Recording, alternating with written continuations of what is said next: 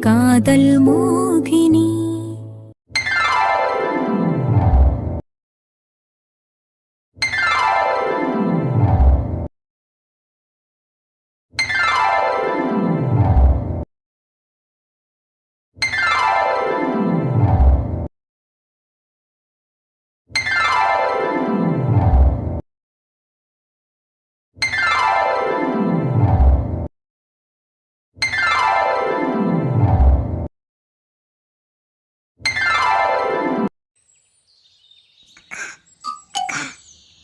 ஏடி அந்த பிள்ளைய பார்த்தா அவைய சொந்தக்காரங்களை பார்த்தா சந்தோஷமே தெரியலையேக்கா.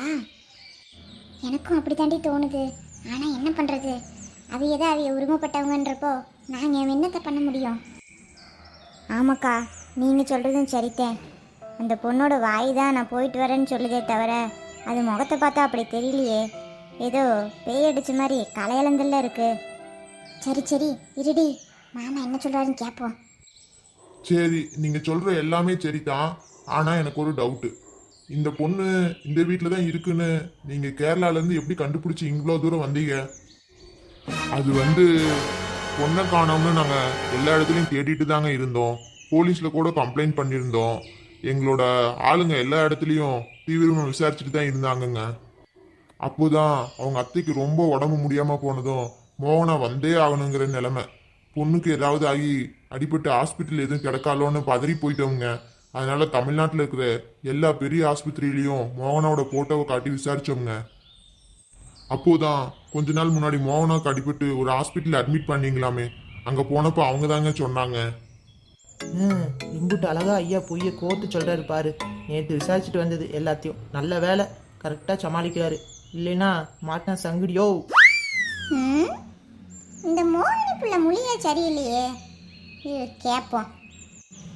ஏன் பிள்ளை மோகினி, எதுக்கு இப்படி உம்முன்னு மூஞ்சி வச்சுக்கிட்டு தலையை குனிஞ்சு நின்றுட்டு இருக்கவா? வாயை திறந்து எதா இருந்தாலும் சொல்லுதா ஐயே. ஏமா மோகனா, வாயை திறந்து ஏதாவது பேசணும்ல? ஏய் மோகனா, வாயை திறந்து பேசுடி. நீ இப்படியே இருந்தா அவங்களாம் எங்களை தப்பா நினைக்க மாட்டாங்க. பாட்டி கேட்குறாங்கல்ல, சொல்லு. இவர் என் மாமா, அவங்க பையனைத்தான் கல்யாணம் பண்ணிக்க போறேன்னு சொல்லு. எங்க கல்யாணத்துக்கு நீங்க எல்லாம் வரணும்னு அவங்களெல்லாம் இன்வைட் பண்ணு. சரி மாமா.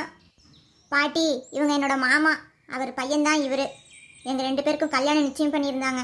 ரொம்ப பாசமாக இருந்த அத்தை திடீர்னு அடிச்சிட்டாங்க. அதான் ஏதோ ஒரு வேகத்தில் வீட்டை விட்டு வெளியில் வந்துட்டேன்.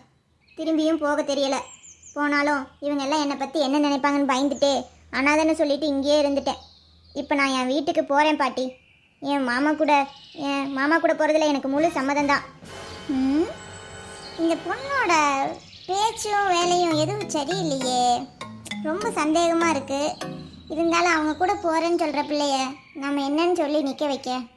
சரி பார்ப்போம். அப்புறம் என்னங்க, எங்க பொண்ணு எங்களோட வர சம்மதிச்சிருச்சு. நாங்கள் கூட்டிட்டு போலாம்ல. இத்தனை நாளும் பொம்பளை பிள்ளைய பாதுகாப்பாக பார்த்துக்கிட்டதுக்கு ரொம்ப நன்றிங்க. பரவாயில்லைங்க, எங்கள் பையன்தான் இந்த பொண்ணை பத்திரமா கூட்டிட்டு வந்தது. அவன் ஒரு வேலையை வெளியூர் போயிருக்கான். அவங்ககிட்டயும் ஒரு வார்த்தை சொல்லிக்கிறோங்க. பா, அவங்க சூர்யாவை தான் சொல்றாங்க. அந்த சூர்யாவும் மாதவும் சரியான காமெடி பீஸு. அவங்கள இவங்க 2 பேரும் ரொம்ப பலசாலிங்கன்னு நினைச்சிட்டு இருக்காங்க போல. சரிடா, நீ பேசாம நான் பாத்துக்கிறேன். தாராளமா சொல்லுங்க. என்ன இருந்தாலும் பிள்ளைய காப்பாத்துனாங்க இல்லையா? ஏமா அகரனுக்கு போனை போடுங்க. டேய், பேரு சூர்யான்னு சொன்ன, இவங்க ஏதோ அகரன்னு சொல்றாங்க. இல்லப்பா, அவங்க வீட்டில் கூப்பிடுற பேரா இருக்கும். அந்த 2 பசங்க பேரும் சூர்யா மாதவன், அவ்வளோதான். என்னன்னு தெரிலங்க, உங்கள் மகன் ஃபோனே எடுக்கலை. ஃபோன் ரிங்காய் கட் ஆகுதுங்க. சரிங்க, பையன் எதுவும் வேலையா இருப்பான் போல, அதான் ஃபோன் எடுக்கல. சரி, நான் அப்புறம் சொல்லிக்கிறேங்க. எல்லாரும் காலை சாப்பாடை முடிச்சுட்டு தான் போகணுங்க. என்ன இருந்தாலும் மோகனா எங்க வீட்டு பொண்ணு மாதிரி. அவ வீட்டு ஆளுங்க. நீங்க வந்தவங்களை வெறும் வயிறோடு அனுப்புனா நல்லா இருக்காது இல்லைங்களா? பரவாயில்லைங்க, காப்பி கொடுத்தீங்களே அதுவே போதும். அங்க இவ அத்தை ரொம்ப முடியாம கிடக்கா. மோகனாவை பார்க்க நானும் வருவேன் ஒரே அடம். நான் தான் சீக்கிரம் போய் கூட்டிட்டு வரேன்னு சொல்லிவிட்டு வந்தேங்க. ஏங்க இவ்வளோ அவசரப்படுறீங்க? ஒருவேளை கஞ்சி குடிச்சுப்புட்டு போறதுக்கு நேரம் இல்லையா? அப்பா, டக்குன்னு கிளம்புனா சந்தேகம் வந்துடும். சாப்பிட்டே போகலாம். சரிங்க, நாங்கள் சாப்பிட்டே கிளம்புறோம். ஏட்டி, சீக்கிரம் போய் ஆக வேண்டியதை பாருங்க. சரித்த மாமா, என் கையை விடு. நான் சமையக்கட்டில் போய் ஏதாவது அவங்களுக்கு ஹெல்ப் பண்ணுறேன். ஒன்றும் வேணாம். நீ ஹெல்ப் பண்ண வரைக்கும் போதும். இங்கேருந்து இவங்களுக்கு சேவகம் செஞ்ச வரைக்கும் போதும். இனி வீட்டுக்கு வந்து எனக்கு மட்டும் சேவகம் பண்ணு. எவ்வளோ பெரிய ராஜ பரம்பரை. இந்த புள்ள அவங்க வீட்டில் இளவரசி மாதிரி இருந்திருக்கும் போல. பாவம் புள்ள வீட்டை விட்டு ஓடி வந்துட்டோமேனு வீட்டுக்கு போனால் அடிப்பாங்களோன்னு பயந்துக்கிட்டு இங்கே வேலைக்காரி மாதிரி இருந்திருக்கு. ஏமா மோகினி, இப்போ தான் ஞாபகம் வருது. உனக்கு தாவணி பாவாடை சட்டை எடுத்து தரேன்னு சொன்னேன்ல. நேற்று நம்ம சேலக்காரன் வந்தான். நீ தூங்கிட்டு இருந்தியா? உன்னை எழுப்ப வேணான்னு உனக்கு 4-5 தாவணி எடுத்து வச்சேன். இனி அது தேவைப்படாதுல்லம்மா. ஏன் பாட்டி அப்படி சொல்கிறீங்க? கொடுங்க, நான் வாங்கிக்கிறேன். நம்ம ரூமில் தான் இருக்குமா. இருங்க, நான் போய் எடுத்துகிட்டு வரேன். ஏய், ரூம்ல போய் எஸ்கேப் ஆகலான்னு பார்க்குறியாடி? ஒழுங்கா இங்கேயே இரு. இல்லை பாட்டி, ஒரே கசகசன்னு இருக்கு. எனக்கு தாவணிலாம் வேணாம். என்னம்மா இப்படி சொல்லிவிட்ட? பாட்டி உனக்காக ஆசை ஆசையாக வாங்கினேன்லம்மா. சரி பாட்டி, உங்கள் கையாலே எடுத்து கொடுங்க, நான் வாங்கிக்கிறேன்.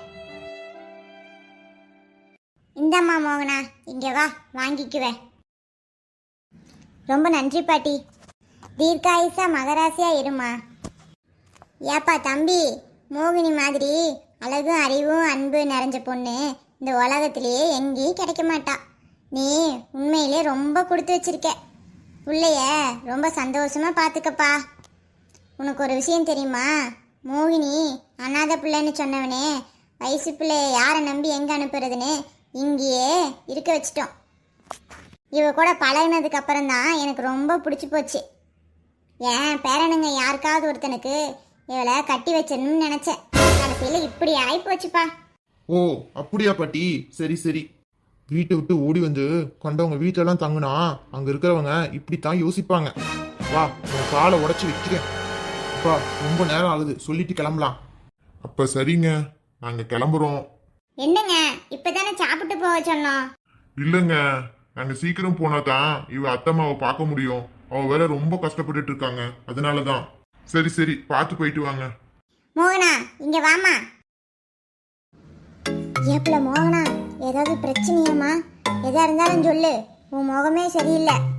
அது அது மோனா, சீக்கிரமா போலாம். நான் கிளம்புறேங்க. மாமா, நான் பாத்ரூம் போகணும். பாத்ரூம் தானே, போற வழியில ஏதாவது ஹோட்டல்ல நிப்பாட்டுறேன், அங்க போய்க்கலாம். ப்ளீஸ் மாமா, பாத்ரூம் தானே, அங்க நான் தனியா தானே போக போறேன். யாருக்கிட்ட என்ன பேச முடியும்? சரி சரி, கொத்தாத, வெளியில இருக்கிற பாத்ரூமுக்கு போ. ஏண்டி, அந்த கிழவி என்னன்னா பேரனுங்கள ஒருத்தனை உனக்கு கல்யாணம் பண்ண நினைச்சேன்னு சொல்லுது. உன் முகத்துல அவ்வளவு சந்தோஷம். என்ன, எனக்கு தெரியாம அவனுங்கள எவனையாவது கரெக்ட் பண்ணிருக்கியா? அப்படி மட்டும் தெரிஞ்சிச்சு ஒருத்தனை இல்ல, 4 பேத்தையும் வெட்டி வீசிடுவேன் பாத்துக்க. அப்படிலாம் இல்லை மாமா, இல்லை. நான் எப்படி அந்த மாதிரி? அப்படிலாம் இல்லை மாமா. தெரியும், எனக்கு தெரியும். இருந்தாலும் அந்த ஒரு நிமிஷம், ஒரே ஒரு நிமிஷம் உன் முகம் அப்படியே பிரைட் ஆச்சு. அதான் கடுப்பா இருக்கு. இங்க வா. உன் உடம்பு தாண்டி எனக்கு ஒட்டுமொத்த போதையே. 1 மாசமா உன்னை தொடாம இந்த வாசனை என் உடம்புல படாம எவ்வளோ ஏங்கி போயிட்டேன் தெரியுமா? மாமா முன்னாடி 2 பேர் உட்காந்துருக்காங்க. ப்ளீஸ் என்னை அசிங்கப்படுத்தாத. இனி என்னை விட்டுட்டு போகணும்னு நினைச்சிடாத. நீயே நினைச்சாலும் அது நடக்காது பாத்துக்க. போன உடனே நம்ம 2 பேருக்கும் கல்யாணம். சாயங்காலமே சாந்தி முகூர்த்தம். உன்னை எத்தனை நாளை விட்டு வச்சேன் பாரு, அது ஏன் தப்பு தாண்டி. இன்னைக்கு உன்னை மொத்தமா முடிச்சிடுறேன். இதுக்கு முன்னாடி நான் செத்து